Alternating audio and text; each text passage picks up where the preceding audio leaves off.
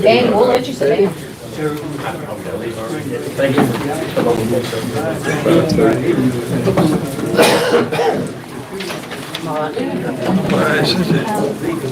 As far as I'm, I wouldn't go worse. Nice too.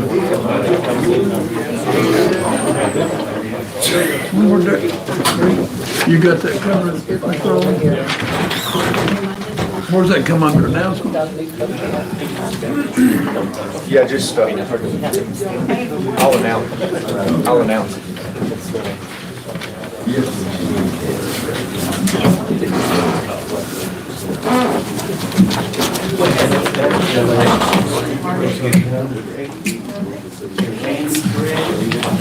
And your water. Well, I didn't know what your water. No, I got this drink up here, I've had it since 4:30.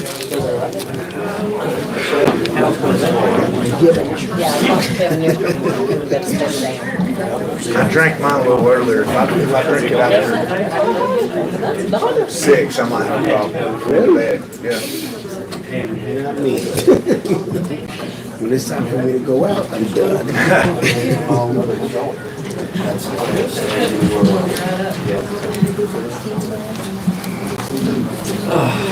I better turn this. Paul, you watch your watch.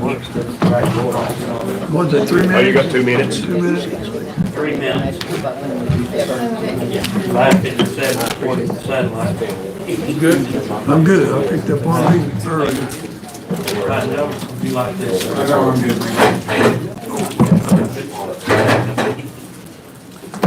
Listen to it. Come in here quick. Be quiet. John's gonna kill us all these things.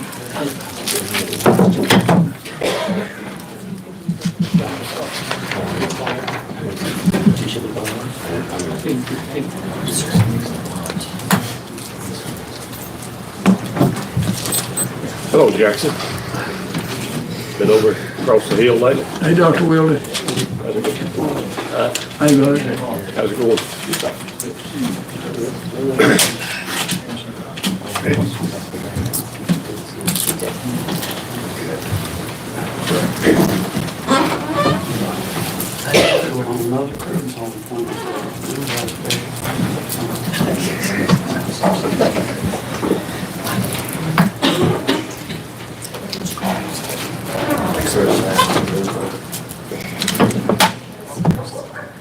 Eddie, can you see that clock? Can you see that clock? Yep, Is it good? got 1 minute. It's 1 minute, go ahead. Cause she put, it'll be 5:59 when she writes it down. 5:59. He's on down the path, me and him on. All right, I guess you better wait.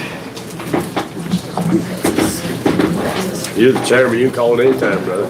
You know, I'm sitting over there for an hour, then she asked for the agenda, and I said, well, wait a minute, that's Paul's agenda. As long as we're all here, Gary. Okay, mine looks good. Sure, Go. what are we gonna do with him? Go. That's 5:59 right there. I mean, I was gonna help him. Hey, bring it up, and you let me know when you're sick on your clock.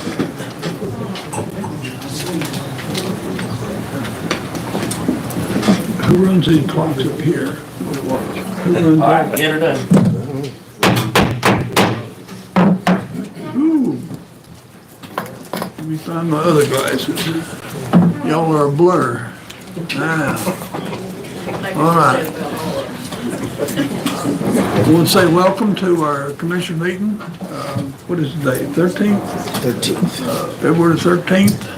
Appreciate y'all being here. Just trying to see, there's other people need to see. Okay. Let's see, Mr. Roby, we've got an announcement. Yes, Okay. Mr. Chairman, thank you. We need to schedule a special meeting at which a public hearing will be held to consider entering into private sale agreement to sell county-owned property and provide incentive grant. This notice will run in tomorrow's Franklin Press, and I would like to submit that notice now for the record. Motion approved, Mr. Chairman. Second. What's the date of that public hearing? 27th. February 27th at 5:30 PM. Thank you, Lord. 5 West Lane. In this Yes, room- in this 5 room. West Main Street, Franklin, North Carolina, 28734.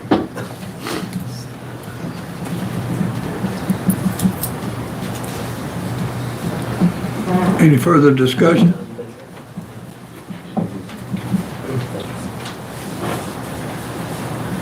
Call for a vote. All in agreement? 5-0. Mr. Chairman, I have an announcement. Okay. As the liaison to Macon County Fire Commission, I'm happy to report tonight that I received notification that on January 24th, 2024, an inspection was conducted by the North Carolina Office of the State Fire Marshal at West Macon Fire Department.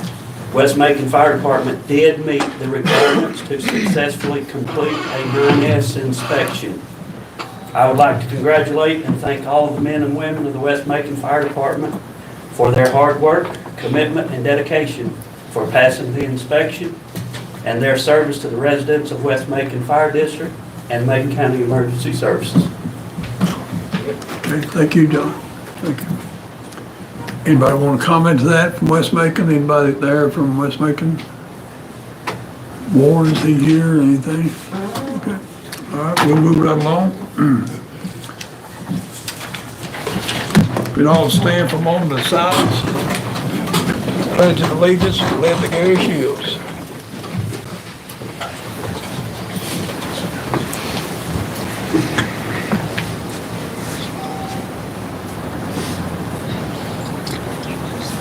Amen. I pledge allegiance To the flag of the United States of America and to the republic for which it stands, one nation, under God, indivisible, with liberty and justice for all.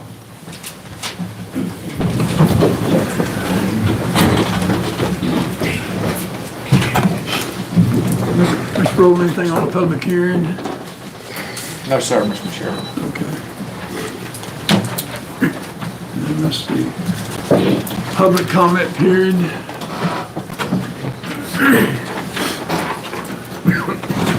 Sarah, Mary Ann.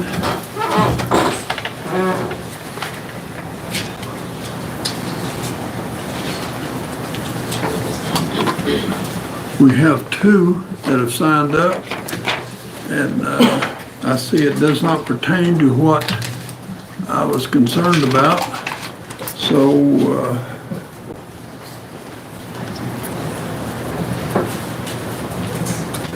I won't have to give you a preaching about the public's comment period or the public comment tonight, so there was a little bit of a thing on email, not email, yeah, I guess it was, emails, things like that. We may have some people who want to express themselves, and I had to put down some boundaries on what they were going to say, and but no one's here for that. Sarah, where you at, darling? Your sister didn't come? Oh, she's right there.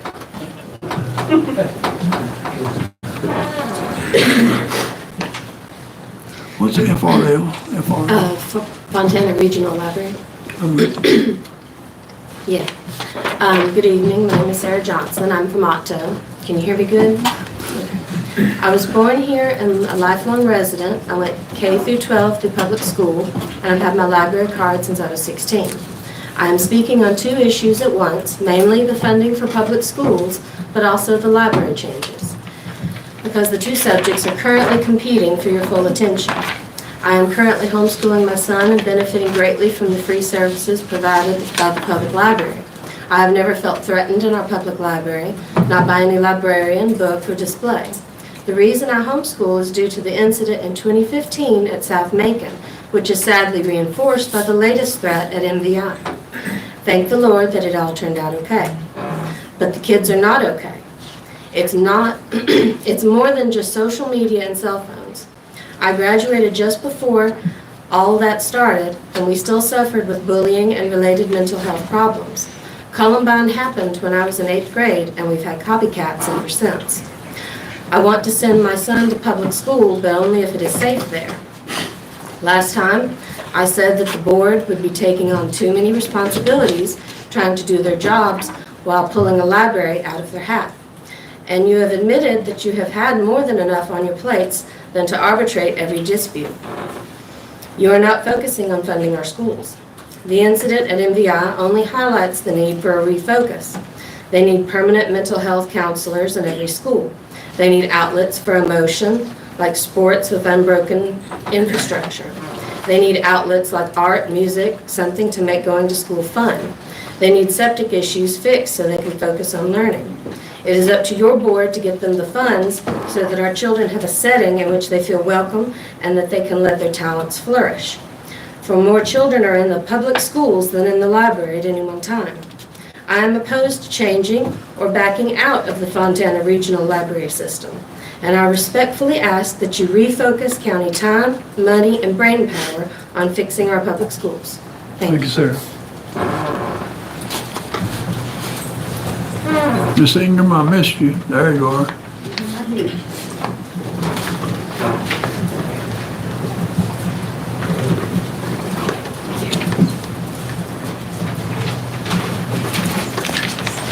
How are you? Good evening. Hope everybody's doing well. Had a good Christmas. Enjoyed, and you got Valentine's coming up tomorrow and got your sweetie something. What I'd like to say is I came home from my Christmas vacation and I was greeted with most wonderful news that we were able to get the funding from the state for our new high school. And I'm so grateful to each one of you who had your differing opinions, but we kept going, and the state said that these people are serious, and by George, we're going to give them some money.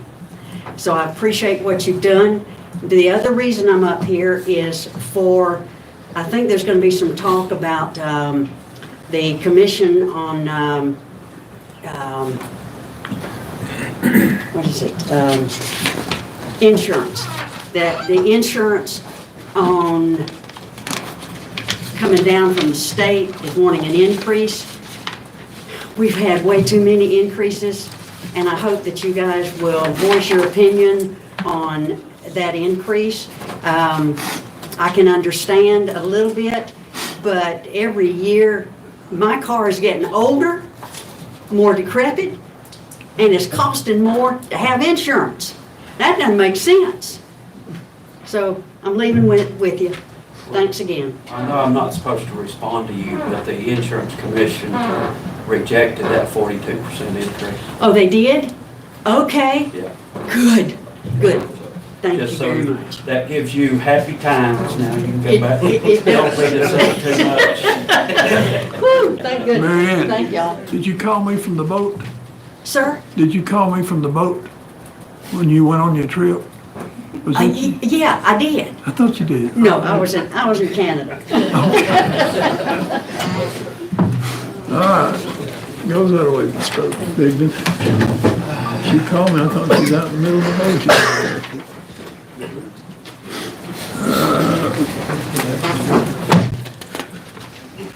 Mr. Manager, additions to the agenda.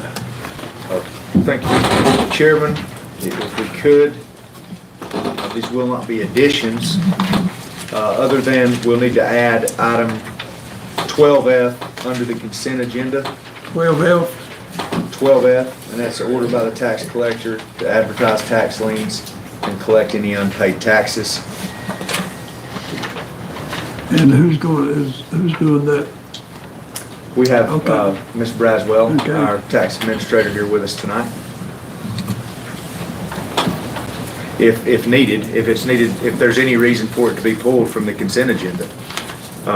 But if there's no, that is being added to consent.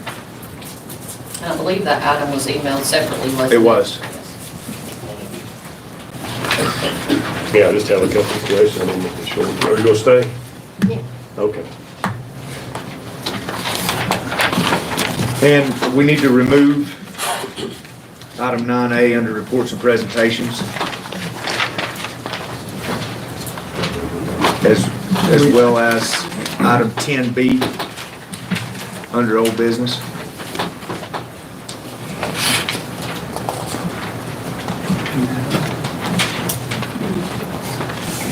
Anything else?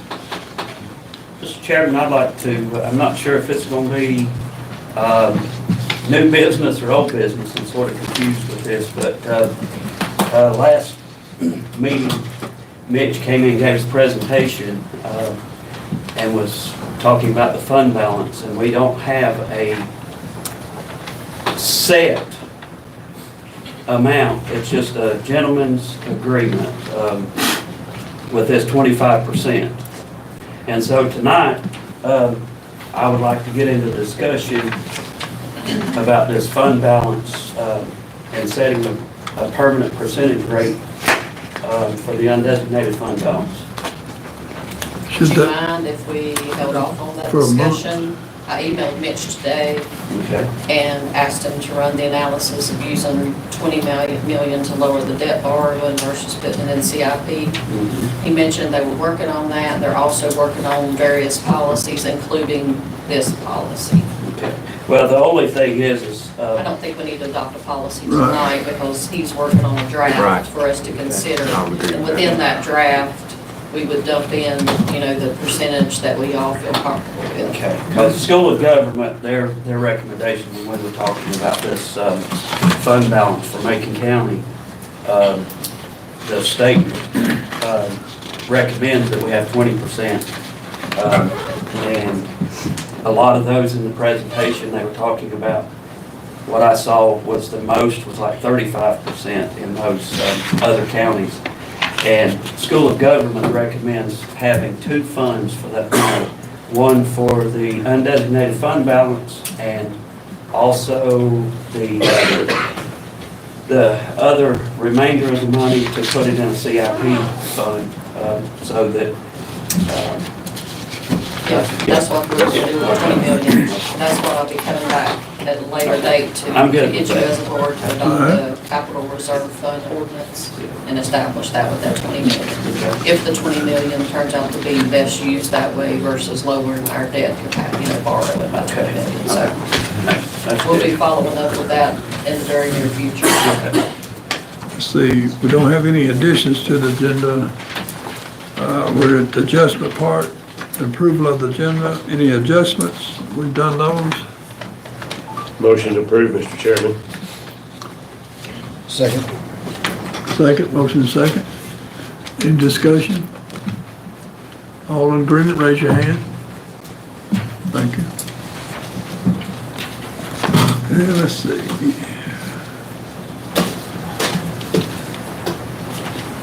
All right, Mr. Dennis Conley.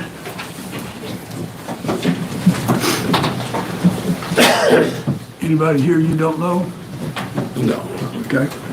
Good evening, I'm Dennis Conley, and I'm the co-chair of the Macon County Fair Association. With me is Sherry Cook, the treasurer, and Tex Corbin, our longest-serving member. And most of you are aware the Macon County Fair Association was fortunate enough to receive a $250,000 grant from the state of North Carolina for infrastructure and general improvements of the fairgrounds. And we would like to publicly thank State Senator Kevin Corbin for his hard work in achieving this grant. We believe everyone who attended last year's county fair saw the fruits of this grant in building improvements and safety. And this was the largest attendance we have had in many years in participants, attendees, and vendors. While we improved a major portion of our goals, we are still in need of some assistance to continue these improvements and are asking for a $50,000 donation to the Fair Association. Our goal for this additional money is for safety and security. We believe the paving of the handicap parking lot is a safety concern needing to be addressed. We are proposing paving from the entrance of the main building down to almost to the hog barn on both sides of the road and line markings for handicap parking. In addition, last year we had a scare at the fair when a lost child was brought to our attention and there was no way to communicate with anyone in the field. Fortunately, this had a happy ending, but this is a serious concern, and we are hoping to install a sound and security system to reach all buildings and fields. We sadly also have some homesteaders who like our facilities. And last year we had, for many months, a homesteader, and we had to about weekly or bi-weekly clean up drug paraphernalia from our homesteader. This is not a good thing for anyone to be out as much as our fair is used. The Macon County Fair is used throughout the year, both for profit and nonprofit groups. Some of the nonprofit utilizing the fairgrounds are multiple scholarship dinners or presentations, i.e. Wayne Profit Scholarship Dinner, the Hunters Mountain Ride. We have monthly meetings, obviously, of the Fair Board, but BVA has monthly meetings there. In addition, the FFA alumni has monthly meetings there. The Manna monthly food pickup occurs at the fairgrounds, and if you've ever went by there on that day, you know the place is absolutely full. The Franklin FFA Rodeo uses that to raise money for the students to attend competitions across the state. The FFA lab work is done there. We have 4-H archery and livestock competition there, and it's also the large animal shelter for the county animal control. Macon County Horse Association, and the parking for Macon County Recreation Park events. And finally, we have free fertilizer for gardeners that come down there and get the spoils of the remains. In addition, we also rent to various nonprofit organizations and for-profit businesses needing space for shows and events. As you may not be aware, we are truly the only fair that we believe in the state of North Carolina that does not have charge a admission fee or have a midway. So raising money is difficult. If we don't get what comes through the people to buy through vendors and renting our facilities, that's our main money. The last time we came before this board to seek assistance was over 15 years ago, and this was to pave the interior parking area between the buildings after we had had an incident with a handicapped individual. Something we are not seeking in financial support from you, but believe needs to be addressed, is the stream between our property and the community building. We have a beaver issue here, and the last time this stream was drained, we saw many beaver tunnels undermining the walkway around the Macon County Veterans Memorial. And this happened a couple of years ago, so I am sure that trails have increased because the beavers are back. We would encourage you to ask your staff to look into this to see if there is a remedy for this problem. We have some suggestions, but we will defer to you. And I'd be glad to answer any questions you may have, and look forward for your approval of our request. Mr. Manager, anything you need to add to that, or everything, we got all the requests and everything? What we need, and, Yep, okay, we got I it, don't have anything to add. okay. Dennis, who you got with you? I've got Sherry and Cook and Tex Corbin. Welcome to the big house. Any further information we need? I'll just add in here, I did witness the little marshy area there between our property and your property. And I will agree, I do think it needs addressed. Listen, I'm thankful for our fair, I'm thankful for the heritage, and I'm sorry, the way to showcase our heritage more or less and our way of life. I feel like we're about to enter the budget process, and I would tell you I do fully support this, but I would just ask if you could let us engage and see where we can fit this in to kind of maybe fit it in this budget process. Derek, what's it gonna take, a month, 2 months to maybe look into our, Mr. Higdon, maybe our community funding pool and just see where we can find some money? I mean, the fair doesn't start until September, right? Oh, listen, we're just, we knew, excuse me, we knew you were starting the budget process, and we just wanted to be, to get our name in the hat is what we're after. I think that's a perfect time. Because ours is a larger request than most, but we haven't, like I said, it's been at least 15 years since we come and asked for money, and I think that was $25,000. back then. And the main reason I think it's more this time is we do have a security and sound system issue. I mean, the sound system that's put in there was put in there when the buildings were built, or mid-60s. Well, let me ask you this too. You know, parking, when that thing's at full capacity, I'm under the impression that the state highway patrol writes tickets if you park along Wide Horizon Road. That was true when one certain highway patrolman worked, but that person has retired, and we have not had any issue with that in recent years, knock on wood. That don't mean it can't happen. You know, one big advantage, we try to take advantage of the rec park, the community facilities building parking, and especially we fixed our problem with school kids by parking them all over at the rec park now when they bring the buses in. Because we had buses and we had kids running across with the regular traffic, and I just knew we was gonna get somebody. I mean, I was down there directing traffic, trying to get things cleaned up to make sure no kid got hit. But we've got that part of it fixed. But yes, parking is always going to be an issue. We need more space, but there is no more space to have. Mr. Sherrill and I serve on the Parks and Rec Commission. I feel like it'd be nice to bring this up to Seth at our next meeting and maybe address. I have brought it up to him in years past, Well, because I used to be on the yeah, commission, so. Well, I feel like we'll get something done, at least if we have to figure out a way to at least clean that beaver dam area out. Yeah, well, we had it cleaned out, and they came back, you know. To me, we believe cleaning it out, maybe put some riprap down through there on both sides. Okay. I know it's gonna be an expense, but it's certainly, and didn't know if it could possibly get in with what you're doing with the rec parking, or right now, is to tie that into there while you're doing that. Is another reason we wanted to bring it up now. If you're doing a contract with somebody to do something, that dealing with water, now might be a good time to tie it in, but, you know, I don't know the ins and outs of how you do those things here. I think that's a good call. Thank you, Mr. Conley. Thank you, sir. Thanks for what you do. Thank you. Thanks for coming. Texas, good to see you. It's good to be seen these days, right? Yeah, I understand. Especially nighttime. That's what I'm doing up here, switching glasses. I got another pair to drive in. Okay, number 10, old business. Mr. Jack Morgan.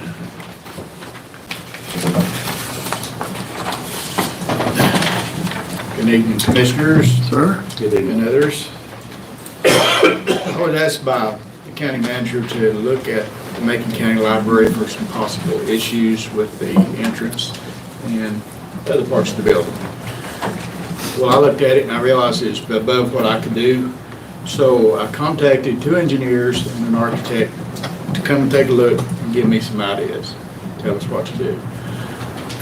Well, one engineer came, he says, nope, I don't want to do that. And another engineer came and we spent quite a bit of time. He said, I'll work up a proposal, and he's ghosted me ever since. This architectural firm, MHA Works, is out of Asheville. And there's an architect that works for it, Peter Looper, that has worked with Macon County before. You'll see his name on a lot of documents. But anyway, what I'm going to need tonight to proceed is a resolution to exempt his architectural services, and I'll go over what his findings were. Resolutions coming around. Do y'all have this? I hope you do. Is your mic on? I don't know. Tap it. Maybe it is. Let me holler a little louder. You don't hear Jack? Anyway, Mr. Looper and I spent quite a bit of time out there, and some of our initial observations were, number one, the timber frame courtyard has shifted away from the adjoining wall, the main library, main entrance. Number 3, the second statement is just a statement that post-to-me facility runs through the library. Number 3, one of the hammer beams of the post-to-beam interior seems to be sagging. If you look at that little diagram there, you see it's a load bearing. I don't know if it's... Anyway, my apologies for y'all not having that. Okay, all right, sorry. Sorry. Anyway, there's a posting beam, you got a collar beam, you got your regular rafters, you got a beam coming down which is called the hammer post, and then it sets on the hammer beam that's horizontal. One of the hammer beams is sagging. It's load bearing. We need to check that out. The exterior sealant joints appear to be failing. Observed numerous sealant joints that have released from the substructure on both edges. Daylight can be seen through cracks in the timber frame construction in the vestibule. Below the timber frame ridge line inside, there is darkened wood right at the peak. When you go in the front door, just look up and you see it's darkened for about 2 feet down each side. We don't know exactly what's going on. Suspicion is condensation, but we've got to investigate to see how to take care of that. And he proposed a 3-phase approach to this. And the phase 1 is just to discover exactly what it is. He just gave a cursory visit and said, Jack, these are what the problems are. We need to consider it. And he's proposing 3-phase approach. 1 is discovery and documentation. And in that, he'll charge an hourly fee, and he's given us a not to exceed cap. They've got to get on the roof. We have to provide access for that. One of the stone columns out front, we're going to have to take the stone off of it for them to look. So there's going to be some work involved by the county for them to be able to discover exactly what to do. And the second phase would be design and production of contract documents. And third would be bidding and construction administration. So all we're signing up for now is for them to come in and his engineer to see what is wrong and what needs to be done to make the repairs. Then after that, we'll determine what has to be done, the design documents to be done, and then we'll put it out for bid to fix. So what I'm asking now, his bid is not to exceed fee is $7,450, which I think is a bargain these days. There would be an additional charge, and it would run not to exceed $2,000 out of a testing company to test to make sure that the black's nothing that's going to be harmful. You said 7,500? Yes, sir. I keep reading 50,000. No, it's two. The resolution, normally if you're trying to hire an architect or an engineer, you have to put out a request for qualifications, and rate them and pick the most qualified. Well, in this case, since the fee is only $7,450, it's under the 50K threshold. So we need 2 actions tonight. One is to approve this resolution, which exempts it from those requests for qualification purposes. 2 would be, if I heard Jack correctly, $7,450 is the fee from MHA. Yes. But you said there might potentially be $2,000 additional dollars. Yeah. For testing the black up there to make sure. So the second piece would be a budget amendment for $9,450 from contingency. We have $204,000 in contingency currently. Now, And that is, of course, if you wish to move forward with this proposal. But in my opinion, we need to move forward with this. Are you gonna be back out there Yeah. on site? Yes. Visit. Run down to that early college building. Yeah. I'm not telling you what to do, I'm just asking you since you're, and look at those supporting columns. They're separating too, Right in the front. all around it. And, Jack, I think those are fake columns. I don't think they're weight bearing, but they are separating. And it almost looks like the pad that they're sitting on is sinking as well. That building needs a little bit of looking at as well. All right, I'll give that a look, and maybe I can get these guys to walk over and give us some ideas there as well, while we're doing this. But this right here, I mean, you got 2 options with this. You can either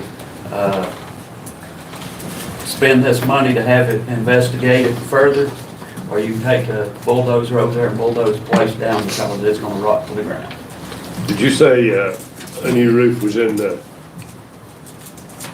capital Yeah. budget based upon Is We just gotta have a new roof regardless. that gonna be part of his assessment? No. This part, the post and beam part, has metal standard rib. And all those snow keepers are gone, not all of them, Well, but. but this is, the re-roofing is the flat parts on either side. I know it looks like it's got a slope roof all the way around, but there's a flat roof that need to be repaired. The building's, what, 20 years old, 21? And wasn't there something wrong with the heat and air or something out there? I think they took care of that. I think, I couldn't say for sure, but I believe they did. So you need two parts? Yes, two-part, a resolution exempting architectural services for Macon County Library from the provisions of Article 30 of Chapter 143, of the North Carolina General Statutes. That's one part of it, and the second part is a budget amendment for a general fund contingency in the amount of $9,450. And I'll be glad to show any of you gentlemen what we found if you'd like to just see. Cheryl, which one are you making a motion on? You could do it in one motion. I'm doing both both items, of them. Okay. as I stated. As Ms. Lori stated, I make a motion that we move forward with this. Second. Any further discussion? Just like to ask, staying in the same metal roof, I mean, are they supposed to last 40, 50 years? Oh, it's good. It's good. It's So the roof flat is good. parts, It's good. It's that TDO, That rolled out yeah, it's, vinyl stuff? yep, it's done. We just need some good snow keepers put back on there, on the metal roof. Yeah. And then we're gonna That's do, not a big deal, I mean, right? That's- No, I'd prefer putting the bar, they just put them little glue-on Yeah. things on there, and about half of them are gone. yeah, do the bars, the snow bars, the ice bars, where it goes, it's one solid piece across. Well, And as far as the timeline, they said if it's approved tonight, they can start next week. Let's do it. All right, we got a motion, got a second, any discussion, any more discussion? Vote. Waiting on you. Let's see, Derek, do you have anything you need to add to this? All right, call for a vote. Paul, are you with us? Yes, sir. All right, 5-0. Always look to your right, don't look left, Gary. Look to your right. You're right on this situation. I'll be back with. Thank you. Brother Morgan, what you do. Thank you, Jeff. Thank you. You keep us patched together.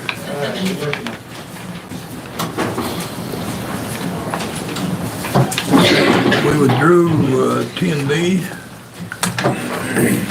Thank you, Jack. Thank you, Jack.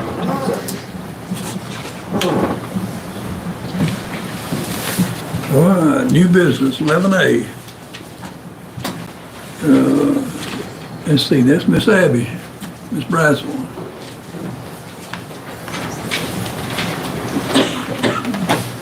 Good evening, Commissioners and everyone else.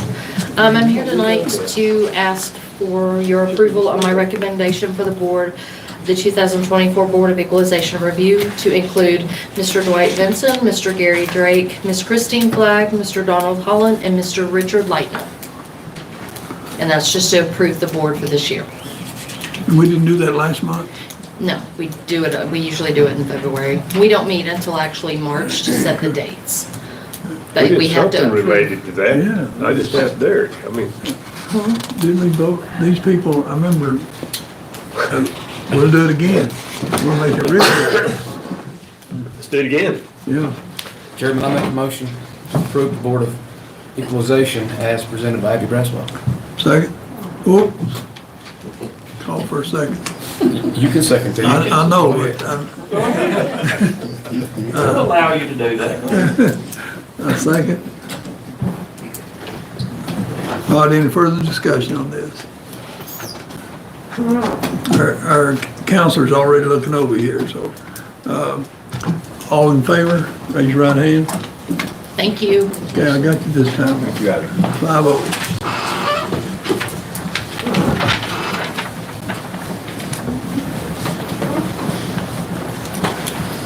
All right. We've got Dr. Thomas. Glad to see you again today. Curtis, Uh-oh, you brought the boss with you, I see that. I did, Yeah, absolutely. You're doing good. Commissioners, Mr. Chairman, thank you for the opportunity to come before you this evening and just visit with you about the capital projects, one of which has been ongoing for a few years now, and the other one has been going on for just slightly under 2 years, about a year and a half. But I want to introduce to you Kurt Stoll, who you are all familiar with, and he's our Dean of our Public Safety and Training Center. And I want him to go ahead and kind of talk to you about the needs of the fire training facility, the burn building, to be more specific. And then Dr. Barb Putman, who's our Executive Dean for our Macon campus and over instruction. And Barb's a very familiar face here also with you, and you know her. So I want her to at least speak to you briefly about the Grove Center Macon County, or the Macon project for an additional science classroom, where we were kind enough to be able to receive $1.1 million from Representative Gillespie through one of the state budget allocations for capital improvement plans. So we did have some funding there, and then we had some funding from the 2016 bond, as you may remember back in that 8 years ago, from the state for some of the capital that would go for the fire tower training facility. So first, if you Good evening, and it's an honor to be here. I appreciate the time and your service to that too. And I've got with me Alan McWilliams, who is our Fire Rescue Program Director, and Benji Johnson, who is our Fire Rescue Assistant, also both instructors, and then Mr. Larry Pickens, who does welding at the high school, also the public safety, but he's also Assistant Chief at Cowee Volunteer Fire Department. So I think it was 2016 we started kicking this can down the road, trying to look for a new building. We got a visit from a SKA engineering firm out of Asheville stating that the building that was then 33, 34 years old was beginning to deteriorate to a manner that it was becoming unsafe to do live fires in too. So we met with the county commissioners, and at that time there was approval for us to move forward with it, and it's just taken a long time to get to the state we're at. We've been recommended by the Office of State Fire Marshal to move it out of the floodplain, because we end up usually having about 5 floods down there a year where it's inaccessible too. Additionally, being next to the rock quarry, I've gone down there and found bowling ball sized rocks, which I think has added to the deterioration of the building over the years, not just all that other stuff too, but burning in a building of that structure that was constructed, back 38 years ago, you can imagine the deterioration over the years because of what the materials are available now. And not having that facility would be detrimental to our program, but also to the firefighters we serve in Macon County. The one thing that they depend upon, because we have that facility here, is that they get to count those points towards their ISO ratings. And without that, those points would not come up. And then hearing the information about the worries about the insurance going up, 2 weeks ago, Commissioner Mike Clausey was at public safety training because we were doing training with the Department of Insurance. And he told us, in a matter of fact, he was opposed to the 42% increase, and that he said he would say no to that increase to the insurance companies. However, if we don't have that facility here, that's going to be a moot point at that point, and it's going to increase our citizens and our businesses' insurance as well, which I know none of us wants to have that. So, but the departments that come out, they have to do 18 hours of facility training for each member. So we have 11 departments in Macon County, and most of them come out and utilize the facility regularly to get that, so they get the full points towards their ISO rating, because they want to do that not only to keep the insurance rates low, but they want to be prepared when they have to do their job. So it's important that we have the facility, and in getting a state-of-the-art facility that's going to last beyond us too is something that we're looking forward to, with the technology that we have now, to be able to control the heat and monitor that, and the safety of the firefighters is something of vital importance as well. So our big thing is that we don't want the departments traveling outside of Macon County. We don't want them leaving their districts. and having to go outside of Macon County to 2 counties over to do that facility training.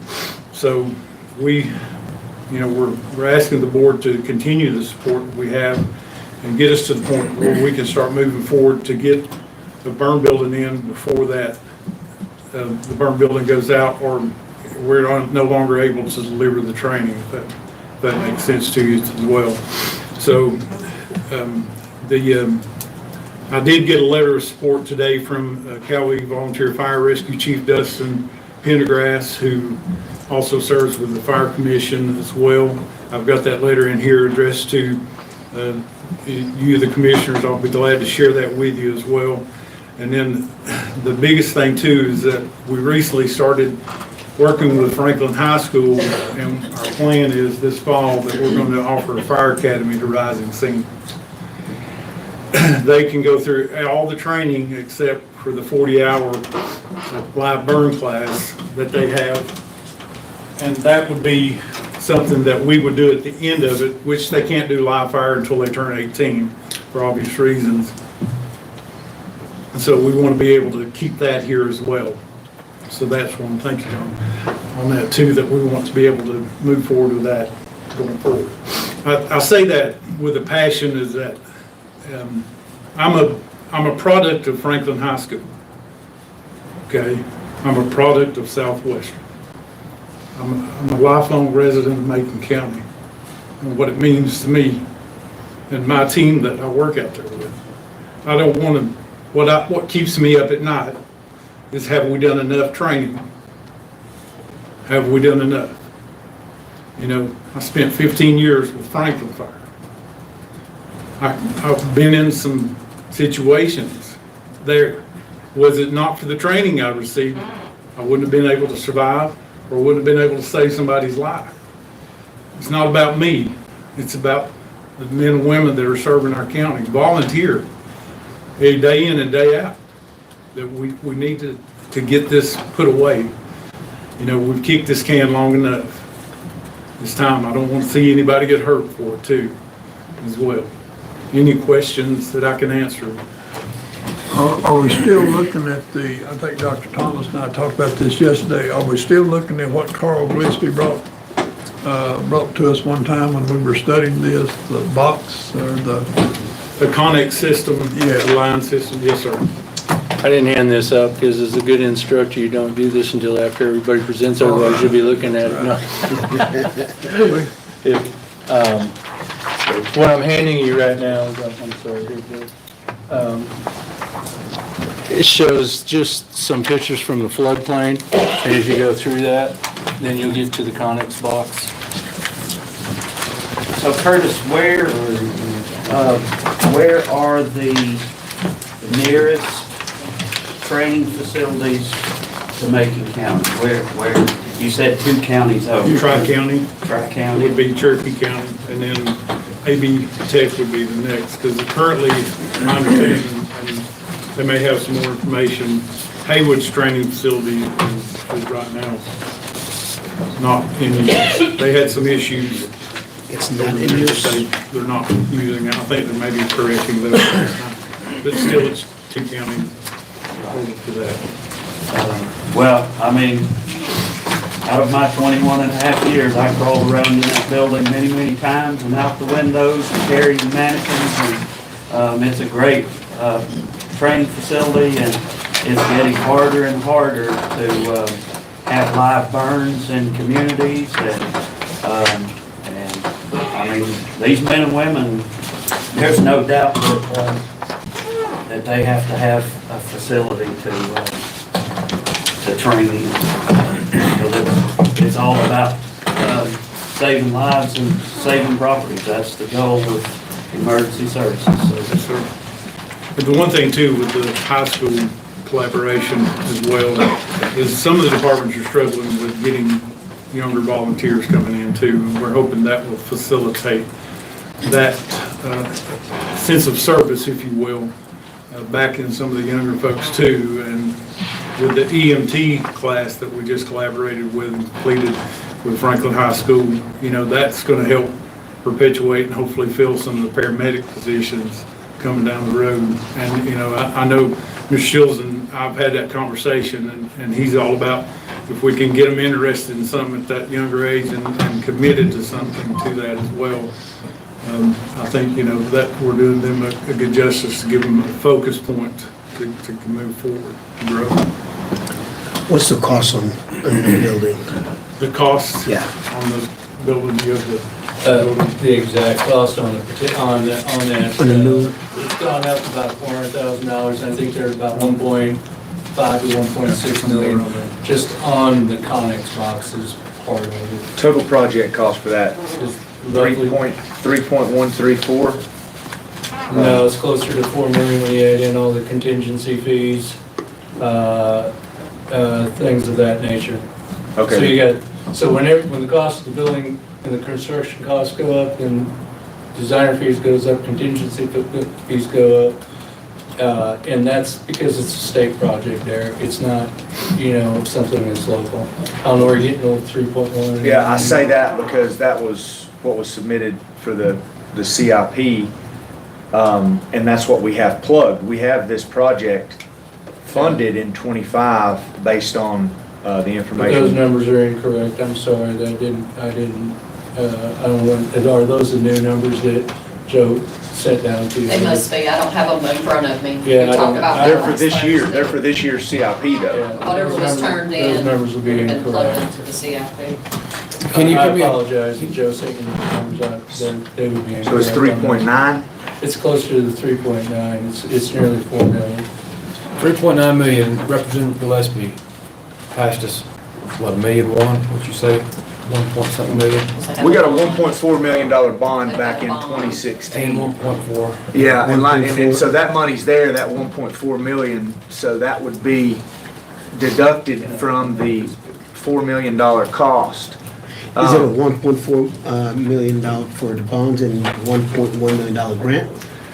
No, we got a $1.4 million bond back in 2016. The remainder of that 4 million, minus that 1.4 would be county responsibility. Okay. On the other project they're gonna talk about, they, at one point, the numbers we have in the CIP is 1.2 million with a $1.1 million grant. Is that number still good, Dr. Thomas? 1.1 million. 1.2, was given- 1.234 for the science building? No, it's about 1.5 million for total cost We better. on the construction. That's what I'm saying, those CIPs, the things that you received that must have been sent in to Lori recently, those numbers you're looking at are incorrect for what I have on my, Can y'all email us some updated ones, I can, please? absolutely. So the total number, So that total thing for everything. for everything, if you get to what we're needing right now, we have the 1.4 million for the bond, which is less than that because of all the things that we've done. We've got the 1.1 million that we have for the Grove Center, the science classroom. So what we're short is 2.35 million that we are asking for your support on to move these projects forward. If we don't have that support, the only thing I can say is thank you. We'll go back to the drawing board. The programs are dead, the projects are dead. We can't move them further down to the state to have them move forward.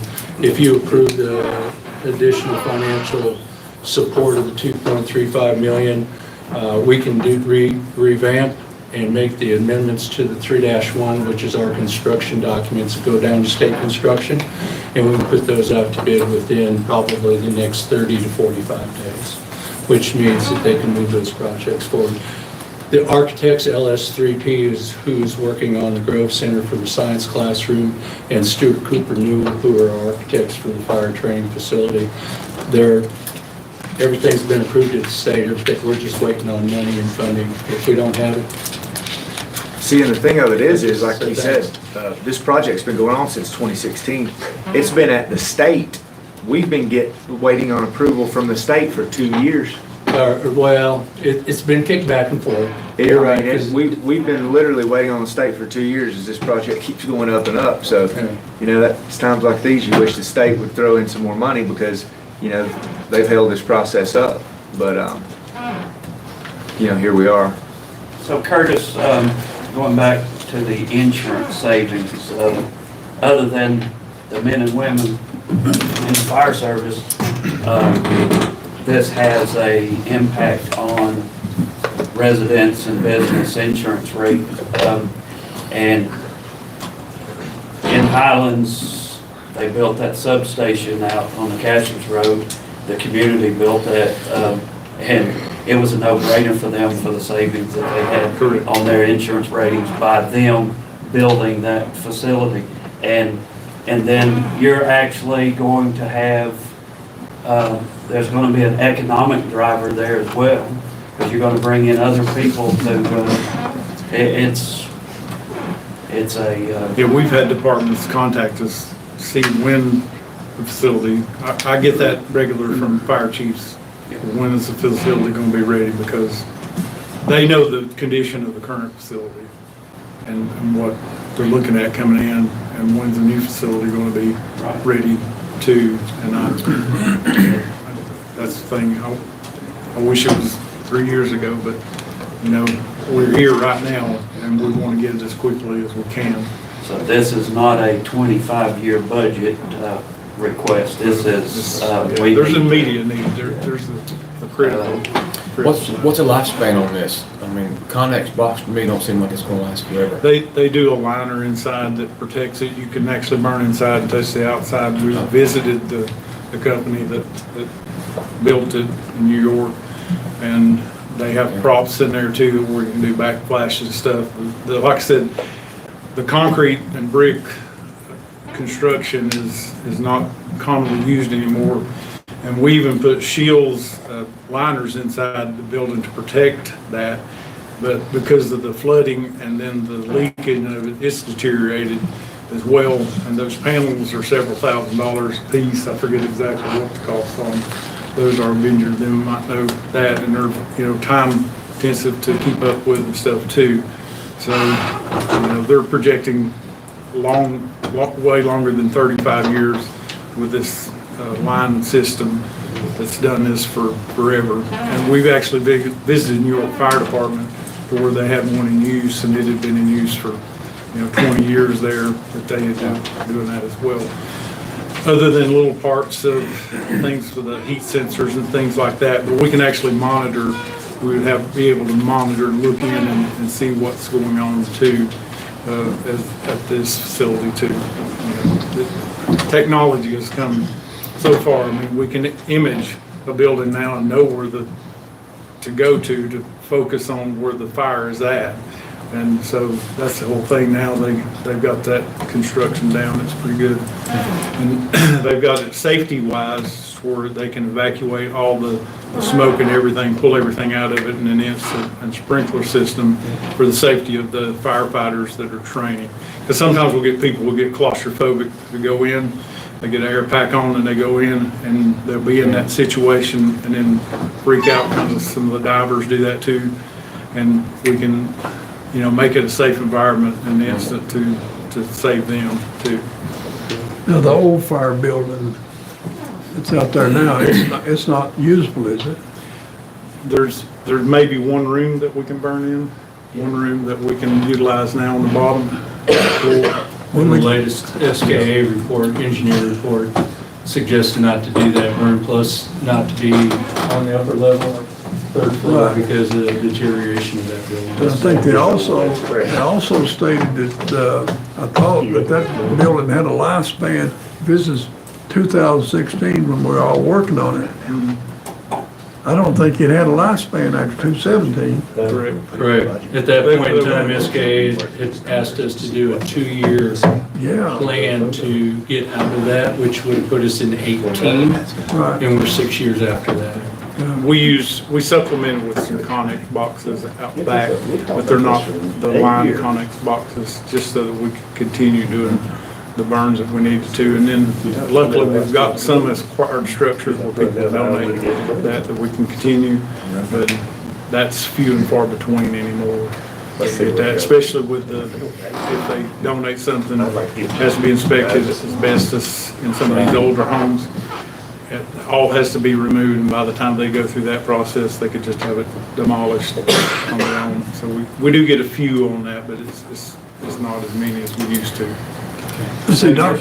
Oh, Go go ahead. ahead, I'm sorry, Mr. Go ahead. Chairman. Go ahead. Dr. Thomas, I believe recently the Aspen recognition that Southwestern's received, I believe also Southwestern one of the top 10.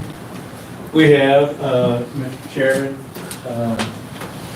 just in the last 12 years, we've been ranked anywhere from number 7 in the nation to number 1 in the nation, most recently in 2020 as number 1. The ultimate prize for community colleges is the Aspen Prize, which is, you have to be invited to it. It's not something that you or I can say, hey, we'd like to apply for this, because it's $1 million prize package. And what it is really is, it's kind of, here's the award of the Aspen Prize. The College Excellent Program engages in rigorous 2-year-long process. So this, every 2 years they come up with this, and they look at our data, our graduation rates, our transfer rates, and things of that nature. And throughout the process, higher education experts engage and analyze a range of quantitative and evaluative detailed applications. And then the Aspen Prize honors colleges with outstanding achievement in 6 critical areas. This is where they're teaching and learning, certificate and degree completion, transfer and bachelor's attainment, workforce success, and equitable access to the college, and equitable outcomes for students of color and students of low income. So it's kind of like the Emmy or the Oscars. It's the bar set at the highest level to win that prize. We were selected 2 years ago to apply for this. We were 25. We made it to the top 25 finalists and did not make the cut to the top 10. But we've been asked, we have yet to hear what our outcome is for this year. We've been asked again to submit an application, and we did.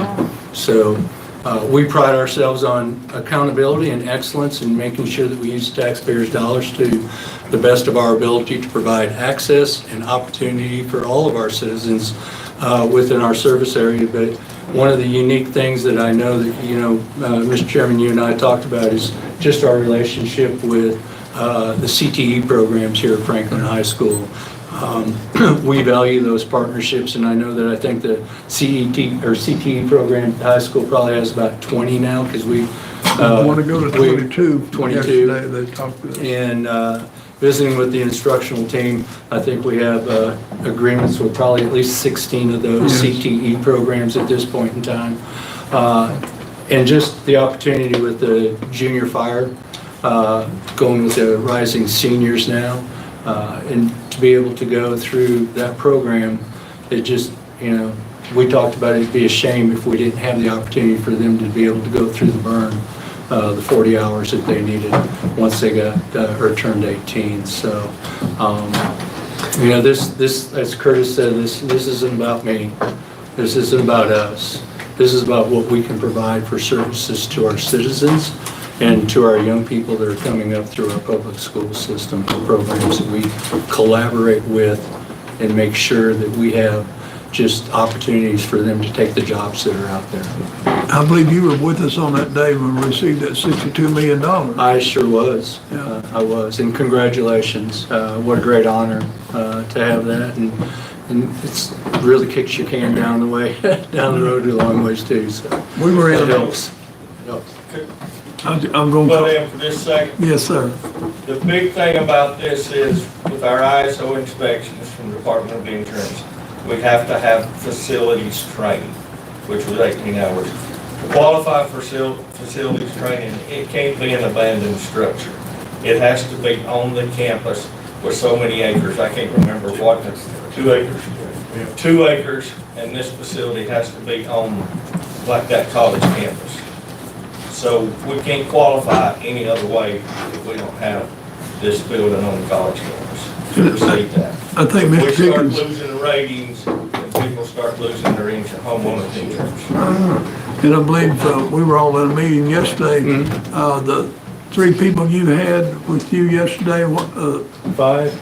We have 2 5 girls. that had completed the EMT, but the 3 boys was all looking to go into the firefighting end of it. They've missed this year. I've heard those complaints because it's starting next year. They would have loved to have been there this year. And good jobs. Clark Chapel's hunting for one right now, full-time fireman. I think Cherokee's looking at a couple more in the next few years. I believe Casher's These looking guys- at paid firefighters.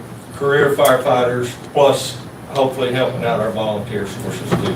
But the main thing is that this building's not sitting on the college campus. All the departments in the county are gonna lose. And surrounding counties, Jackson County comes over, Highlands comes down. It's gonna hurt everybody around on their homeowners. We talked about this, somebody invoked Carl Gillespie's name here a minute ago, when he was a county commissioner. Yes. Back in 2016, and we got all revved up, and we wallered this topic to death and justified it then, in my opinion, but, you know, if we were a poor county, it's another story, we'd have to really prioritize, but fortunately, through the grace of God, we've got some money in the bank, in the fund balance, and whether we do it in the budget, we do it now. One of the things I don't like about government, we just don't ever get anything done. We just water it to death and give it to committee. And like I say, it's been going on for 8 years. And it's time to either put up or shut up, in my opinion. It'll benefit, I mean, we gotta have these firefighters, we always hear we're short of firefighters, it's getting more difficult. It's gonna get more difficult. And the more things we can do to entice them and the young people to get involved in a service-oriented thing, I mean, whatever, we gotta have it. I mean, it's just, so we kick it, we can go on down the road, or, I mean, I hate to talk about something, spend an hour of my night when I can be with my grandkids, then come back a year later, do it again. And you tell us the price is going up. Well, and that's the thing, the prices have gone up, and just the burn tower itself has gone up, like I said, probably about 33%, over the last time since we visited, and I don't know, we haven't talked to anybody since January, but a lot of times those prices go up after the first of the year. I don't know that for a fact at this point in time. So I'm all in on this amount that you give that kind of floor, and that's what more than Carl said it was gonna be, but he's a politician. Well, I never get as much money as I asked for from Carl either. From this side of things, Dr. Thomas, I definitely support this thing because as a chaplain, I get to go out with these guys and I get to see like the need for the safety. I mean, what they do, it's pretty phenomenal. So, and on top of that, for this to be a part of the CTE program, I think that's pretty amazing. Gives another opportunity for us to get to keep young people here, Absolutely. you know, that want to have a career here.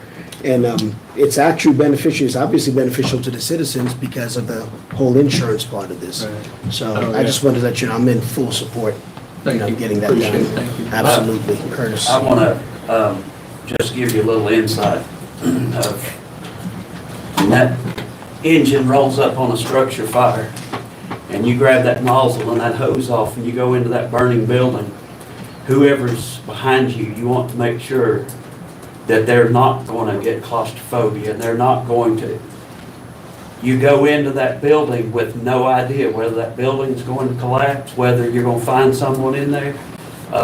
And so these facilities like this is, I mean, it's the best training other than the actual fire, but you don't want to train on an actual fire. You want to make sure your team, and I've crawled around in a lot of burning buildings. And you were talking about claustrophobia. Since I retired, I've developed a severe case of claustrophobia since I retired.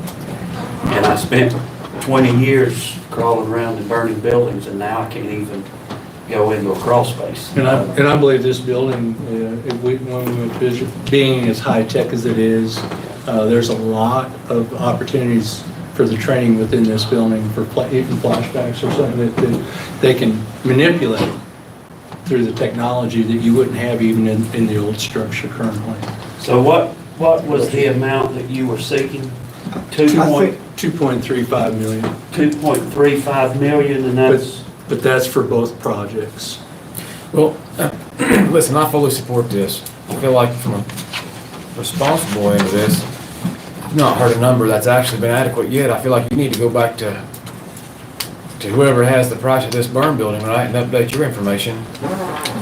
That's exactly what I was getting at. I think if the board would like to move forward with this, I think as There's, Okay. But I Those- believe you those have are the unanimous numbers. support here, saying. Yeah, yeah, if we could just get some accurate, maybe let our, but let us get with Dr. Thomas, get these accurate numbers. Like I say, what was submitted for the CIP this year is different than what we're hearing. I would like to, whether the board would like to include this in the budget or before the budget, I think we can do either. I think I would like to get the numbers right. You know, I think you had mentioned you'd use some of the $1.4 million bond. We might need to look at that and see how much money directly that we're gonna be coming up with and bring that back before the board in March. If that would be acceptable, and just give us time to get, That's basically, no, the one I handed there. Numbers aren't gonna change from this. okay. I would almost, stand here and go like this, basically, the numbers you got, I'm not sure how, or where Joe got them from. Right, and that's not, But right. those aren't my numbers. And I'm not, throwing Joe any both with what Lori, I know the deadline came up, I was on medical leave and was out of town. And the deadline came up on the 15th.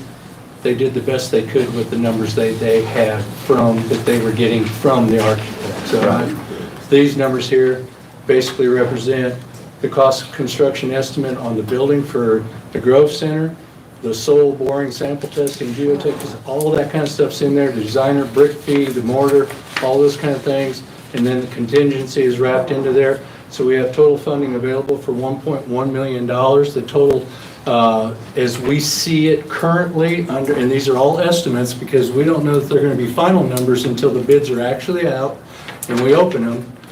That's what the real numbers are going to be, but we know that these cost estimates are the best that they can be from the architects that we have received.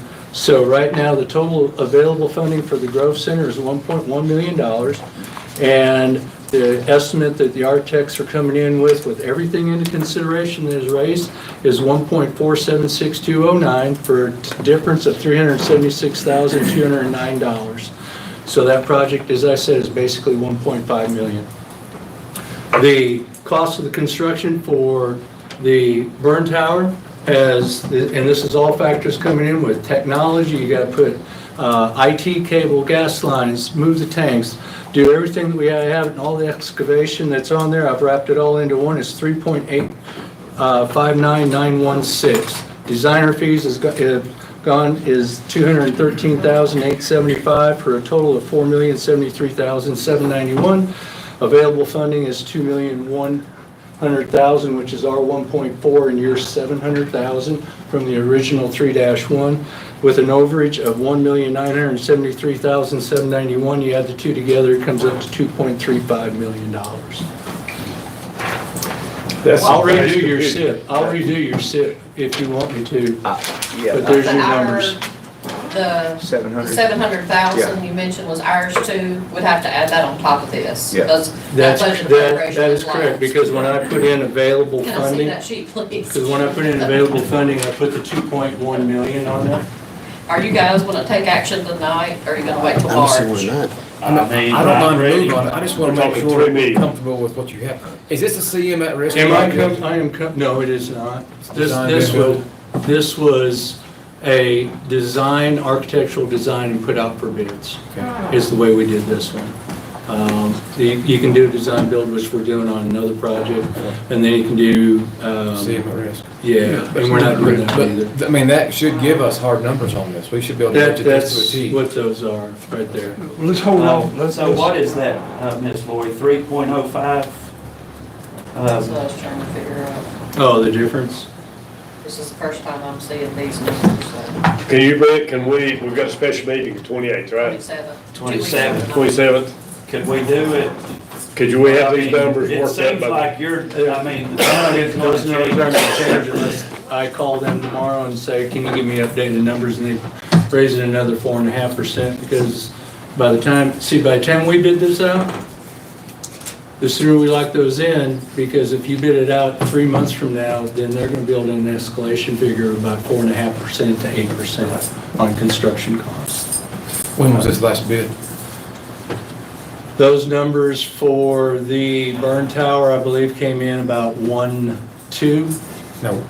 January. Those And aren't bid numbers, right? the numbers for the Grove Center came in very late, like November-ish, first part of December. I updated those numbers for that request. Are So those they're, bid they're, numbers? they're fairly recent, within 30 days to 40, well, December through now.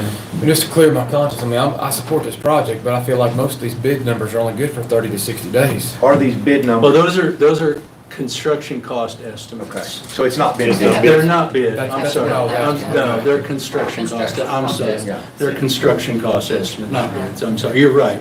If we put it out to bid, it'll be good for 30 days to make a decision on, or sometimes they'll give us 60 because it's state construction. Because it's got to be accepted from the state and it goes back and forth. So what is it gonna take to put them out for bid then? I mean, what- You approving the $2.35 million tonight, and I go back to the architects and say, we have the money, we adjust our 3-1, which is our construction documents that we send back to the state. The county is supporting this project in a tune of X, and they give us the approval and we send the bids out. So the bids got to probably sit out for 30 to 45 days, depending on what, and I don't know what the state guidelines are for sure. What's gonna happen when, if the bids come in greater than what we're talking about now? We're gonna have to come up with some more. Have you ever seen a grown man cry? That's what scares me. I mean, I can fine tune these, I can do a lot of things with them. They're not gonna change from the numbers that I've received talking with the designers. But again, you're exactly right. They are construction cost estimates. Right. And that's including the cost of the building, which we know has gone up about 33 to 35% since the last time we talked to them about that, and then all the other construction costs around there. We won't know those, as I mentioned, real numbers until we open those bids. And all we can all do is ask our higher power to make sure that they come in under what we've got figured out at this point in time, because there are no guarantees, I'm sorry. Well, there's two projects in there, excuse me, there's two projects in there. Right. So the key thing is that burn building, if it comes back to 2.3 million, we act it over or go back to the drawing board. Right, it's got, We yeah. need to get this burn building started. Right. I'm ready, so, So to clarify, sorry. no, go ahead, because I was gonna ask you. So on the fire rescue training, available funding 2.1, that's 1.4 million for bond. Correct. 700,000 was from the county. That's- Which, like I that's- said, is no longer appropriated because that appropriation lapsed, years Oh, ago. okay. So the total is actually $3,050,000. So 700,000 was the county's original commitment. We've got to add 2,350,000 on top of that to achieve both projects. Correct. So it's $3,050,000. So I didn't know you took 700,000 back. Well, it was just an annual appropriation. We didn't take it back, We've known all along that when we got here, we'd have to appropriate it, but yeah. Yeah, but as, from your terminology, you're just adding the 700 On to top of your 2.3. 2.3, yeah. With all the figuring that's going on right now, Laura, you and Mr. Rowland, you need to fix up a package for March, or we want to make sure we've got all of our finances and everything down pat. I think you're Yeah, down it'd pat. be good to, I think you're down pat. however y'all wanna do, I mean, it would, Lori, I mean, it would be nice to incorporate these in our CIP, the correct numbers, and She's got them to incorporate. But if y'all want, you're gonna fund now or fund at I budget mean, time. we definitely need to do it doesn't soon, have- because if but it needs changed some from, Sooner, yeah. if it changed from, when If they we do turned the that tonight, CIP in where do we January take that money now. from? If you did it tonight, Yeah. you just appropriate fund balance. It's not how we do it, it's are we gonna do it or not. And we got the money, it comes out of your left pocket, your right pocket, don't really matter. It's still taxpayer money, we've got money in the bank, we're not gonna increase taxes to do this. Mr. Chairman. I'm sorry. Go ahead. Might just add to your question. What if the bids come in lower? Right, yeah. You save money. Yes, I was Yeah, gonna say, Okay. Well, That's just common sense. yeah. I won't just write them a check for $3,050,000. No, because We'll operate on a reimbursement That's basis. absolutely, that is correct, yeah. That's the way we've done the other Yes. projects. Make So- sure the motion is sound. Right. We're saying. Yeah. We're gonna go up to $3,050,000 We out have of to the, budget $3,050,000 Not to exceed. if you want Yeah. to move forward tonight out of fund balance. so tonight, Mr. Chairman, I'll make a motion that we move forward with this Burn building. burn training facilities, and not to exceed $3,050,000 coming out of the fund balance. Second. Mr. Chairman, can I make just Yes, sir. I hate to get in your business, but we've got two projects. It's not just the burn building, but the burn building and Groves. the Grove Grove Center. Center. Grove Okay? Center. As long as we're clear, and It's up to you to keep it a dual thing. okay, that's fine. Yeah. That's fine, that's fine. Forewarned. I just, yes, And just to clarify for our record, for the minutes, this would be a budget amendment for $3,050,000 from general fund balance to cover the Grove Center project and the fire rescue training facility project. We're 8 years late, sorry. no, you know what, there's been some good things that have come out of it. It has taken some time, but we're gonna get there. It will be worth it when we get there. Well, Let's just get it built. and not only is that, and there again, just to reiterate, it's not just a training facility. Our homeowners in this county are going to save on their insurance and stuff. So it's a win for all the county as a whole because we depend on fire service. So, Right, yeah. You've got your first and the second, so. yeah. All right, any further discussion? Over vote? 5-0. 8 years late, sorry, brother. I may shed a tear on it, but that's okay. Thank you all very much. Appreciate it. Thank you, Mr. Rowland, Lord. Now maybe Representative Gillespie will start calling. Thank you, Curtis. Curtis. See Curtis. Thank you, sir. Mr. Chairman, thank you. See you, Dr. Thomas. Thank you. Very thanks. Yeah, let's see where we are.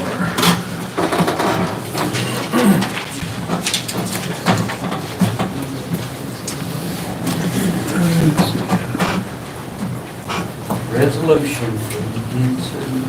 What have I got here with the You're under county? 10B, 11B. No, What Let's is, see. what is the Let's county? see. The Cali was something they handed out with Dr. Thomas was talking. Oh, okay. And Curtis. All right, That agenda item. that goes in that package. 11, what'd they say, C?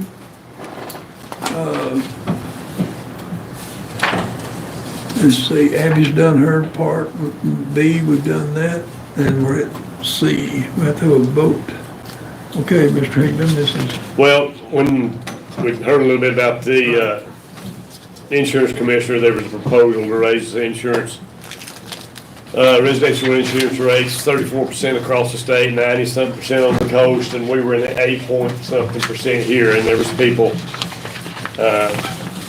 upset about that, and I talked with their attorney about it, and he drafted a resolution to send, Secretary Mike calls it, but he drafted a great resolution out. If y'all seen it, it's in the agenda packet. I guess the question here is, I understand that they have denied the rate increase, but this is a pretty good resolution. I'd like to just go ahead and send it to the superintendent for, what's the pleasure of the board? I mean, it's dead. Y'all just scratch this? put a scratch on it then. Pardon? Just scratch it. Y'all just scratch it? Save it for next year. Save it for the. Save for next year? Yep. Good deal. All right, move along. Consent agenda. Only got one thing, Abby, what is it, do we have a defined method of foreclosure? We do, we have rules that we follow. Is that a brief document or a lengthy one? Could I get a copy just for? Yes, I will send you a copy of our foreclosure procedure. And I don't have that with me tonight, but tonight, as far as what's being presented, is North Carolina General Statute says that whenever we advertise for delinquency, that we have to give you a report of how much is delinquent, and you have to prove us to advertise those delinquent taxpayers. Right now, we have $2,768,356.66 delinquent as of February the 2nd. That number changes daily, so that was as of that date, and we just need the board tonight to say, yes, you are allowed to advertise that delinquency in the paper. So if you advertise it, what's the next step is? So then Is that just- after we advertise it, then that's when we start doing, I mean, like right now, we have over 20 parcels being foreclosed upon, or in the process, and we have some others that are in mid-process. But there's a lot of stuff that goes into the foreclosures. Oh, yeah. That we have to look at. If you have, if you have heir property, which means that everybody's deceased, and that takes, to take that to foreclosure, that takes us going to the attorney. They have to do the research. They have to, if there's 20 heirs, every time an heir passes away, they have to go back to the court to restart that. Am I correct about that?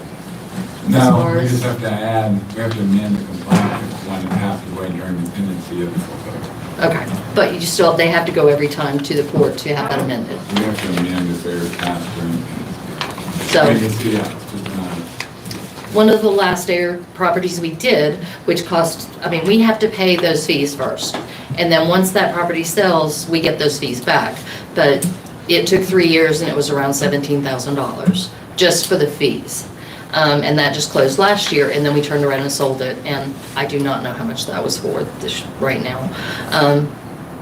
And then that settles it. But anytime you have heir property, which, and a lot of people call in and will be like, you know, nobody's paid on this in years, but it takes a lot of money to get that started with the attorney, to look at the heirs, to try to find people to serve, and it's a lengthy process. So sometimes we mix in things that, so if we have a taxpayer that is renting out property and they're not paying those taxes and they haven't, then, you know, sometimes that's where we'll start with those. Because there's income coming in, they can afford to pay those taxes, but they're not. And so we have the attorney's office send a letter telling them that this is their final notice, and then they will be foreclosed upon. That's part of the process of what we do. Our office also calls delinquent taxpayers. They also send out their own letters. But in looking at, you know, all the, right now for 2023, we have over 3,000 parcels that are delinquent for this year. So we have, and that's where this comes in. We only advertise the delinquent parcels for 2023. So last year we did 22, but some of those 22 parcels are still delinquent. Well, we don't re-advertise those. It's only the 23 parcels that we advertise in the papers. And we advertise Highlands and Highlands, Franklin and Franklin, and Nantahala is in the Franklin paper. So, and it's only real property. It doesn't include the personal property that's delinquent. What happens if a property sells in excess of the delinquent taxes? Where do those funds go? To the clerk of court. It goes To the heirs or the owner. It goes to the owner if you can locate the owner, and it gets, I'm saying is they won't pay their taxes, but we sell it, we send them a check. yeah, after it gets foreclosed upon. So let's say we sell a piece of, we have their own $10,000, and this property sells for $100,000, there's $100,000 left over, that goes back to the homeowner. If the heirs are known, then we can distribute it according to the known percentage of the ownership, and those that we can't locate get tendered to the clerk, and then held there is And that's cool. ultimately forfeited to the state. So Abby, you said there are taxes that you advertised in 22 that are still delinquent. When do these actually, when are they put on the auction block and all that stuff as far as I mean, how many, is it 2 years, 3 years, 5 years before the county actually? And that's where we go in to look at each parcel, we look at the conditions, how much money that we have in our budget to actually process those. We actually increased that budget line item this year to allow, to be able to move forward with more of those. And I haven't checked, are we moving ahead with more of them this year than? Well, like I said, we have over 20 right now that are in the process. And how old are they? The 20 that you're moving forward with? They're in various stages. One of them is a person who had real estate that were rentals, and he passed away. We have put a lien in with the court, and we've had the attorney's office send letters so that the heir person cannot sell this property. They're mostly rentals, and they cannot sell this property until the taxes are paid. So we're gonna get those, but it's a process. It takes time, and they're in the midst of settling the estate right now. So whenever that estate gets settled is when we get our money. Is the amount of money that's put into that line item, does that hamper your, I mean, it's a shame we have to, it breaks my heart that property is foreclosed on, especially in this economy we're in now. It's a terrible thing, but it's just the way it runs. Is the amount of money that you have to work with in that process, is it hampering your ability, or? Well, it just depends, because we never know exactly how much it's gonna cost. So we put an amount in there, like from the previous year, that we spent. And then, like I said, Lori and Derek have always been, I'll be like, we're at this amount, we need more funds in order to go forward. And they've always been, giving me money from their fund. And that's how we've gone forward, because we just never know how long it's gonna take. Like I said, that last one was 3 years. And it just kept racking up fees because it was in the process. So another thing, back to the time frame, we don't like to foreclose on a primary home, and we make the best effort to try to contact those people. Is this a second home? Is this a rental home? And just to ask questions and find out, and tell them, you have the option, we will accept payment plans. You just come in, you make a payment plan. That also gets done through our attorney's office that handles our foreclosures. They have the opportunity to make payment plans. And Is that solely for primary? no, we do that for everybody. Okay. We do that for everybody. But we don't actively go after people who it is their primary home. We ask them to make payment plans. And we try to be very fair about that. Because we don't want to throw, we're not in the business of foreclosing on houses and turning around and selling them. That's not the primary. But if I have people call our office all the time saying, how long before you're gonna foreclose? Because in other states, I mean, you're on the foreclosure right after if you don't pay by a certain time. And we don't do that. So I try not to say, I give them the offer of payment plans. If they'll make a payment plan, then, that'll take you off that foreclosure list. We try to do things like that. We give them every opportunity. But as far as looking at it, I mean, I only have 3 people in my collection department. And we have a lot of, we collect a lot of money. We have different projects that go on. So right now is when we start our foreclosure process, before we send out bills, before we start collecting large amounts of money. And we can only handle so many. So that's a process and we also go out and look at the property, we look at the houses, we look and see what disrepair or if they're in good repair. Because if we take a property that is in terrible repair and could become a liability to us, because that gets put on our insurance. And we're gonna wind up with it anyway. Well, like right now, if it's in delinquent, then we don't have it. It's not our responsibility. But if we take and foreclose on that, and that's a very... I don't want to split hairs here, but how's the county ever own it? The county's just obligated to title to transfer the title, but we never take ownership of the house, do we? If you foreclose on it and nobody purchases it, We have, can, so it kind of depends on the property. And so, just because we're on record, you still have to pay your taxes if you're a primary residence. And, I mean, that is not, I mean, then we would still foreclose on that, regardless. And there's a 10-year statute of limitations, so we need to get that started before the 10 years is up, or those years start to fall off. So we can only go back 10 years. So if you haven't paid your taxes in 20 years, the furthest we can go back is 10. And there are properties, a lot of these old heirs properties, like when we first started doing these several years ago, there was a whole bunch of messes that sometimes these taxes may not have been paid, clear back, way back. And now it's maybe 60, 70 heirs, and you don't know who it is. And that turns into a mess. And so those are complicated. But when we sell it, the one thing that gets added to the taxes as part of the lien is the amount of attorney's fees and costs that have been added to it. So if it's $10,000 is owed and there's $5,000 in attorney's fees, and we sell it for 20, we take the first 15, 10 for the taxes, 5 for reimbursement. So, and this is where the line item gets a little screwy, and that $5,000 that gets recouped, that doesn't go back into Abby's account, that goes back into the general fund account, in which case she would have to come in and request that money be transferred back to her budget so that she then has more money to go into the next one. So that gets a little bit goofy as far as moving money around.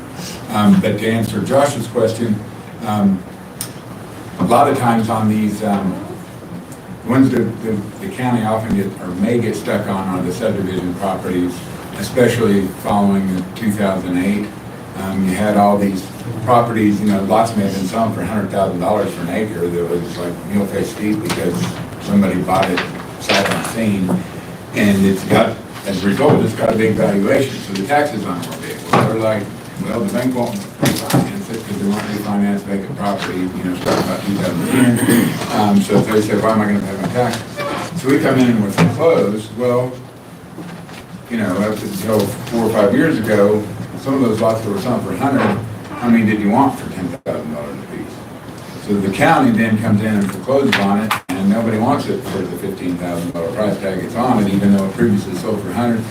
The county ends up buying it because that's what we have in. We have 15,000 in it. We foreclosed upon it, reopening the bid at 15,000 because that's what we're owed. Nobody outbids that. We get stuck with it. So now we're stuck with it. So now we need to get it sold or do something with it to get it back on the tax roll so it's still back again and producing property. So that's how the county can get stuck owning it. The safest foreclosures are the primary residence because if it's got an improvement on it, that thing's going to bring more than what the tax lien is. So those are, when we say we pick and choose, you kind of got to figure out what's your best bang for your buck on what you're foreclosing upon. And along those lines, obviously the primary residence is one we're going to get paid on, but there's the human factor as, how far do we let this go before we start losing money?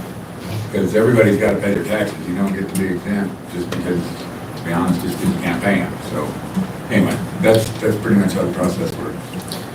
I'm moving so long. I just feel like maybe you don't have a lot of money in this budget by design, and I'm okay with that to some extent, but I feel like there comes a point in time when this stuff gets stagnant and it has to go. And so at the end of that, I trust your judgment, your department's judgment. I will say, you said you don't re-advertise. If something's been advertised for sale the previous year, you don't re-advertise. I feel like that should be re-advertised. Well, by state statute, we can only advertise the current year delinquent taxes. I mean, if we're about to foreclose on them, No, I think you need to put that in there. Yeah, but that you do have to put that in. You do have to advertise that. That does get advertised when you foreclose on something. So you're just talking about delinquent taxes? I'm just talking about the Okay, delinquent. so more or less current delinquent taxes. Taxes. Okay, I understand that. Yeah. And I will say, and I'll quit beating this horse, but if you have a home that's sitting out there that nobody's paying taxes on, that home is diminishing in value and it's sitting out there essentially rotting, I feel like that's something you need to move on. But again, if somebody's living in that dwelling, to Mr. Higgins' point, it's kind of hard for the government to kick somebody out of their house. I will say, I can't really support that. It's pretty hard to. But these buildings, it's not primary residence. I got one in my neighborhood. They gotta go. When they dilapidate, and then you start, people Then break in to once, then nobody. they break in 10 times, and then There's one next to my house. then there'll be an RV there. jumping, you know, I mean, Or a. an old world. Yeah, so it's, but anyway, thank you for that. Sorry, I Just asked to you a question. clarify, in the budget, if you look at the tax, there's a section of tax revenues, and we do budget revenue for delinquent tax collections. And if she needs And then extra, we budget on the expenditure side, so it is budgeted each year, some revenue and some expenditure. Now, there are years that she's over, and like she said, we can sometimes find money within other departments and transfer it over, you know, to get her through the end of the year. But just to clarify, there is revenue budgeted that is specifically tied to her expenditure line each year. Are you looking for action tonight? So the action tonight is, I need you to approve the advertisement of the current 2023 delinquent taxes. And that'll come with approval That's of the it. The consent approved agenda. consent has been added Okay. as 12F. let's do it. Oprah's coming on. I got a motion? You got it, Josh? You want consent agenda? Or? Thanks, Abby. Thank you. So, Motion approved, go ahead, I'll second. motion approved consent agenda. Second. Any further discussion? If not, let's vote. Approved. 5-0. What about, are we going to closed session or anything? We can't get out of here at this. Let's stay away there. 7:35. Closed session. We have to get one that's going to say something. We'll have an opportunity to special call meeting if we need to go into closed session or We something. need closed session. Is that on the notice? Is there a We close? can, but, yeah, I mean, we can. Most likely, all that's going to be public at that time, and it'll be an open discussion. So, I'm talking about after the public hearing on Sunday. Was there a closed session on the special meeting notice, is what I'm I saying? didn't notice the closed session. You didn't notice it on the Does anybody notice. have a copy of that notice? I got it right here. Somewhere there, right here, No, that's Is the, that it? there you go. It is, no, it was. ain't no biggie. Motion to adjourn, Mr. Chairman. Let me have my paper back. Second. Don't write on it. That's right. Dr. Wilder, it's good to see you, brother. Glad everybody's doing okay. How long do you think that meeting's gonna last? Put them in back. What? We got a motion and a second. Okay. Yeah, let's go. And a question. Okay. We just I'll wait. say, all right, let's vote. Adjourn? Yeah. All voted no. You get it. Yeah, I've got a motion for this month's going to be 30 minutes earlier, the 27th, 5:30. The 6 o'clock, and I'll be. Oh, pretty serious about Oprah. Holy cow, it's 20 till 8. That's a frank